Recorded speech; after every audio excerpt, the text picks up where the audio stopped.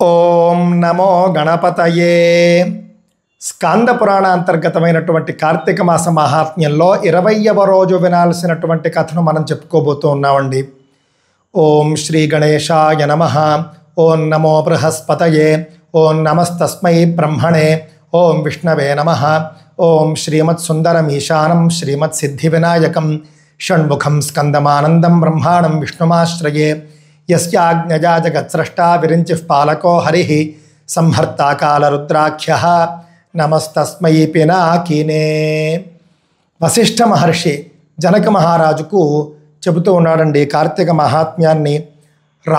జనక మహారాజు అడుగుతూ ఉన్నాడు ఈ సందర్భంలో, పునః కార్తీక మాహాత్మ్యం వదస్వ మునిపుంగవ సర్వపాప ప్రశమనం సర్వసౌభాగ్య కారణం.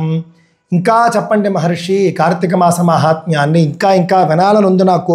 అన్ని పాపాలను పోగొట్టేటటువంటి సర్వ సౌభాగ్యాలను ప్రసాదించేటటువంటి కార్తీక మహాత్మ్యాన్ని ఇంకా చెప్పండి అని చెప్పేసి అడగ్గా వశిష్ఠ మహర్షి చెబుతున్నాడు, శృణు రాజన్ ప్రవక్ష్యామి మాహాత్మ్యం కార్తీకస్య చ అగస్త్యస్యాత్రిణ ప్రోక్తం సంవాదం పరమాద్భుతం. చెబుతూ ఉన్నాను, అద్భుతమైనటువంటి కార్తీక మాస మహాత్మ్యాన్ని చెబుతూ ఉన్నాను. ఓ మహారాజా శ్రద్ధగా విను. అగస్త్య మహర్షి మరియు అత్రి మహర్షుల సంవాదం, ఆ సంవాదంలో వచ్చినటువంటి కార్తీక మహాత్మ్యం ఇది. అత్రి మహర్షి చెబుతూ ఉన్నాడు, అగస్త్య మహర్షి ఉంటూ ఉన్నాడు, కార్తీకస్య చ మాహాత్మ్యం శృణుష్వ మునిపుంగవ లోకత్రయోపకారాయ వక్ష్యామి హరిసత్కథాం. ఓ అగస్త్య మహర్షి, కార్తీక మాస మహాత్మ్యాన్ని చెబుతున్నాను విను. లోకత్రయోపకారాయ, 3 లోకాలకు కూడా ఉపకారం కలగడం కోసం అని చెప్పేసి నేను చెబుతూ ఉన్నాను. అదే సందర్భంలో కార్తీక మాసంలో సాధారణంగా ధర్మానికి సంబంధించి కానీ భగవంతుడికి సంబంధించి కానీ కథలను లేకపోతే మహాత్మ్యాన్ని వినడం అనేది కార్తీక మహాత్మ్యంలో చాలా విశేషం. అవన్నీ వినడంలో చాలా అద్భుతంగా మనం ఉపయోగించుకోగలిగేటటువంటి మాసం ఏదైనా ఉంది అంటే అది కార్తీక మాసం. కార్తీక మాసంలో ఎక్కువగా వినాలి, ఎక్కువగా కర్మలు చేయాలి అని చెప్పేసి ఆయన చెబుతూ ఉన్నారు.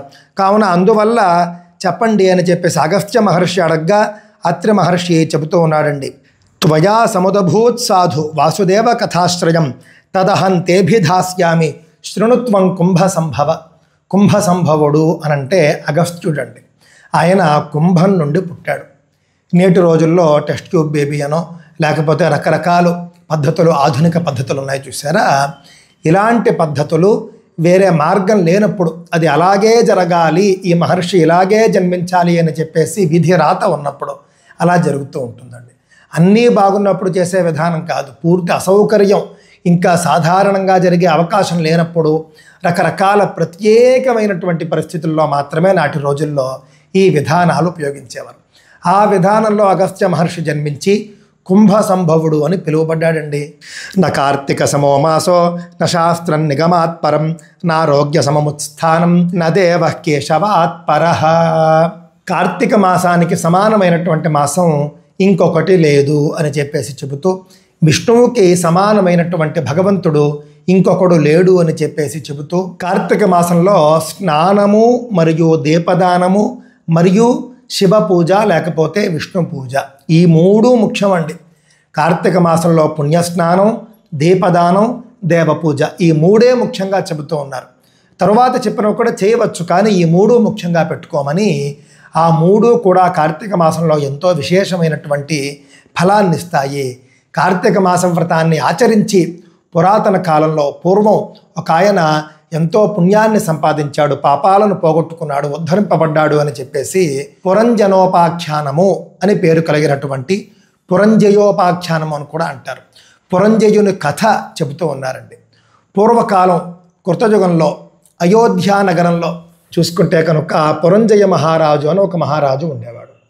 మొదట్లో ఆయన బాగానే ఉండేవాడు, ధర్మబద్ధంగా జీవించేవాడు, ధర్మబద్ధంగా పాలన చేసేవాడు, అన్నీ ధర్మంగానే ఉన్నాయి. అతను ఎంతో ధర్మంగా ఉండడం వల్ల అతనికి సకల సంపదలు, సకల సౌభాగ్యాలు, అన్ని శుభాలు చేకూరుతూ వచ్చాయండి.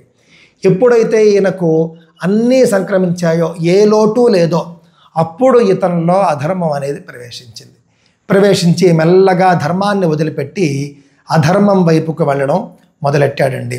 ఆ తరువాత అధర్మం అతనిలో ప్రవేశించడం వల్ల సత్యాన్ని విడిచిపెట్టాడు, అబద్ధాలు ఆడడం మొదలెట్టాడు. పరిశుద్ధిని మానివేశాడు. శుచిగా శుభ్రతగా ఉండడం కూడా మానేశాడు. దేవతలకు సంబంధించినటువంటి దేవాలయాల సంపదను కూడా అతను తీసుకుంటూ ఉండేవాడు. బ్రాహ్మణుల సంపదను తీసుకుంటూ ఉండేవాడు. ప్రజల సంపదలను హరిస్తూ ఉండేవాడు. బ్రాహ్మణుల్ని ద్వేషించేవాడు. బ్రాహ్మణుల్ని ద్వేషించడం అంటే విద్యావంతుల్ని ద్వేషించేవాడని అర్థం. విద్యావంతుల్ని ద్వేషించేవాడు.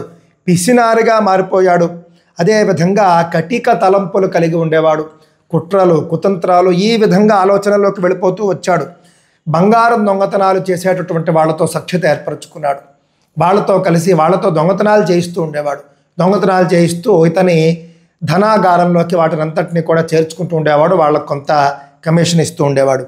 ఈ విధంగా పురంజన మహారాజు అధర్మవర్తనుడై ఏ విధంగా అయితే ధర్మానికి దూరం అయిపోయాడో అప్పుడు కొంతమంది సామంతరాజులందరూ కలిసి అతనిని చుట్టుముట్టి అతనిని మట్టు పెట్టాలి అని చెప్పేసి అందరూ పథకం రచించారండి. చూడండి, పూర్వకాలం మీకు ఎలా ఉండేదంటేనండి, రాజుల మధ్య యుద్ధాలు ఏ రాజైనా ధర్మ మార్గాన్ని విడిచిపెట్టి అధర్మ మార్గంలోకి వెళుతున్నాడు అని అంటే అతని మీదకు యుద్ధం వెళ్ళేవాళ్ళు. తోటి రాజులందరూ కూడా అధర్మాన్ని నాశనం చేయడం కోసం, ధర్మాన్ని రక్షించడం కోసం. అంతేకాని ఆ రాజును సంహరించేసి ఆ రాజు సంపదలంతా కూడా హరించడం కోసం ఎప్పుడూ యుద్ధాలకి వెళ్ళేవాళ్ళు కాదు. రాముడు చూడండి, రావణాసురుడి మీదకు యుద్ధానికి ఎందుకు వెళ్ళాడు? రావణాసురుడు అధర్మవర్తనుడు, అధర్మాలు చేశాడు. కావున అధర్మాన్ని నాశనం చేసి ధర్మాన్ని సంరక్షించడం కోసం యుద్ధానికి వెళ్ళాడు రావణాసురుడి మీద. ఆ విధంగా జయించాడు. ఆ తర్వాత ఆయన చేసినటువంటి యుద్ధాలు చాలా తక్కువ. రాక్షసుల్ని అధర్మ చక్రవర్తుల్ని మాత్రమే సంహరించడానికి యుద్ధాలు చేసేవాడు తప్ప రాజ్యకాంక్ష, రాజ్య విస్తరణ కాంక్షతో ఎప్పుడూ కూడా రాముడు యుద్ధం చేయలేదండి. కృష్ణ పరమాత్మ కూడా అంతే. ధర్మంగా ఉండే వాళ్ళను కలుపుకునేవాడు. అధర్మంగా ఉండే వాళ్ళ మీదకు యుద్ధానికి ఉసికొల్పి ఈ యొక్క పాండవులను కానీ ఇంకెవరినైనా సరే ధర్మ పరిరక్షణ చేసేవాడు. ఆ విధంగా ఎప్పుడైతే అధర్మ మార్గంలోకి పురంజనుడు వచ్చాడో అతను ధర్మంగా ఉన్నంతకాలం కూడా సామంతరాజులు పూజించారు, ఆయనకు మద్దతుగా ఉన్నారు. అధర్మ మార్గంలోకి వచ్చేసరికి వాళ్ళంతా కూడా పురంజనుడికి ఎదురు తిరిగారండి. ఎదురు తిరిగి వీళ్ళంతా కలిసి ఆయన మీద యుద్ధం చేయడానికి సిద్ధపడ్డారు. యుద్ధం చేయడానికి సిద్ధపడినప్పుడు అండి పురంజనుడి యొక్క బలం కూడా క్షీణించసాగింది. ఎందుకో చెప్పంటారా? అంతకాలము కూడా అతని యందు ధర్మం ఉన్నది. ఇప్పుడు ధర్మం తగ్గి అధర్మం పెరిగిపోయింది. దానివల్ల అతని బలం కూడా తగ్గిపోయిందండి. మీరు ఎంత తపస్సు చేయండి, తపస్సు రెండు రకాలు. భగవంతుడికి సంబంధించినటువంటి జపము తపము పూజాదులు ఇవన్నీ చేసుకోవడం ఒక తపస్సు. రెండవ తపస్సు కఠోర పరిశ్రమ చేయడం. ఈ రెండూ మీరు చేసినప్పటికీ కూడా ధర్మం మీ యందు లేకపోతే కనుక మీరు గెలవలేరు. దృష్టిలో పెట్టుకోండి. ధర్మం ఉండాలి, సత్యం ఉండాలి. ఇవి ఉంటే కనుక మనం ఎప్పుడూ కూడా ఉన్నత స్థానాలకు మనం వెళుతూ ఉంటామండి. కఠోర పరిశ్రమ చేసి ధర్మం లేకపోతే గెలవలేము. కఠోర పరిశ్రమ చేసి భగవంతుడిని ఆశ్రయించకపోతే, పుణ్యం లేకపోతే గెలవలేము. కావున మన జీవనంలో ఉండవలసింది కఠోర పరిశ్రమ, కఠోరమైనటువంటి దేవ పూజాది తపస్సు, దాంతోపాటుగా సమానంగా ధర్మం. ఈ మూడు ఉంటే కనుక మనం అన్నింటా గెలవగలుగుతాం. ఈయనలో ఎప్పుడైతే ధర్మం లోపించిందో వాళ్ళంతా ఒకటయ్యారు. వాళ్ళంతా ఒకటై పురంజనుణ్ణి రాజ్యభ్రష్టుణ్ణి చేయాలి, ధర్మస్థాపన చేయాలి అని చెప్పేసి కోరుకున్నారండి. కాంభోజ దేశరాజు అయినటువంటి ఒక రాజుతో కలిసి ఆ రాజును ముందు పెట్టుకుని సామంత రాజులందరూ కూడా పురంజనుడిపైకి దండెత్తారు. తేనె పట్టు చుట్టూ ఏ విధంగా అయితే తేనెటీగలు ఉంటాయో అదే విధంగా కాంభోజ రాజ అధ్యక్షతన వచ్చినటువంటి సామంతరాజుల సైన్యం పూర్తిగా పురంజనుడి యొక్క రాజధాని అయిన అయోధ్యను చుట్టుముట్టారండి. పురంజనుడి వద్ద ఉన్నటువంటి గొప్ప రథం, గొప్ప ఆయుధాలు, గొప్ప అస్త్రశస్త్రాలు అవన్నీ పట్టుకుని ఆయన కూడా యుద్ధానికి బయలుదేరాడండి. ఈ సందర్భంలో ఎప్పుడూ కూడా ధర్మాన్ని వదలకూడదు, దైవ బలాన్ని వదలకూడదు, కఠోర పరిశ్రమను వదలకూడదు అని చెప్పేసి మనకు అర్థమవుతూ ఉన్నది. ఇందాక చెప్పినటువంటి దాంట్లో కార్తీక సమోమాస అని చెప్పినప్పుడు, నదేవ కేశవాత్పర అని చెప్పినప్పుడు మరొక అంశం కూడా దాంట్లో నేను చెప్పడం మర్చిపోయానండి. ఆరోగ్యాన్ని మించినటువంటి సుఖం లేదు అనే మాట ఉంటుంది అక్కడ. ఆరోగ్యాన్ని మించినటువంటి పదవి లేదు అనే మాట ఉంటుంది అక్కడ. నారోగ్య సమముత్స్థానం, ఉత్స్థానము అంటే పదవి. నారోగ్య సమముత్స్థానం, ఆరోగ్యాన్ని మించినటువంటి ఒక పదవి, ఉన్నతమైనటువంటి స్థానం మనకు లేదు. దీన్ని మనం కొంచెం సూక్ష్మంగా అర్థం చేసుకోవాలి. చాలామంది ఆరోగ్యాన్ని కూడా పణంగా పెట్టి ఉద్యోగాల్లో అతి కష్టపడిపోతూ ఉంటారు. రాత్రి డ్యూటీలు చేసేస్తూ ఉంటారు. చాలామంది పగలంతా పడుకుంటూ ఉంటారు. వాళ్ళంతా కూడా ఆరోగ్యాన్ని పోగొట్టుకునే రోగాలను తెచ్చుకుంటూ సంపాదించేసుకుంటూ ఉంటారు. డబ్బుంటే చాలు, ఇంకేం అక్కర్లేదు, డబ్బు సంపాదించడమే ధ్యేయం, డబ్బు సంపాదించడమే ధ్యేయం అని చెప్పేసి ఆరోగ్యాన్ని వదిలే రోగాలను కొని తెచ్చుకుంటూ ఉంటారు. డబ్బుంటే పదవులు వస్తాయి, డబ్బుంటే గౌరవం వస్తుంది అనుకుంటూ ఉంటారు. కాదు కాదు, ఆరోగ్యమే ముఖ్యము. ఆరోగ్యాన్ని మించినటువంటి పదవి లేదు. కావున దేనికోసము కూడా మీరు ఆరోగ్యాన్ని పణంగా పెట్టకండి అని చెప్పేసి ఇక్కడ కార్తీక మహాత్మ్యంలో అర్థమవుతున్నది.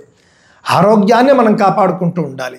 కాపాడుకుంటూ మనం ఉద్యోగం బాగా చేయొచ్చు, ఆరోగ్యాన్ని కాపాడుకుంటూ డబ్బు బాగా సంపాదించవచ్చు, అన్నీ చేయొచ్చు. కానీ ఆరోగ్యాన్ని వదిలిపెట్టి కాదు. వేళకు తినకుండా, రాత్రుల్లో నిద్రపోకుండా, మనశ్శాంతిని కోల్పోయి, ఎందుకంటే మనకి అలా వచ్చినటువంటి డబ్బు ఎందుకు, అలా వచ్చినటువంటి పదవులు ఎందుకు, సంపదలు ఎందుకు? కావున హాయిగా సమయానికి ఆహారం తింటూ ఉండాలి, సమయానికి నిద్రపోతూ ఉండాలి. ఎంతసేపు నిద్రపోవాలో అంతసేపు నిద్రపోతూ ఉండాలి.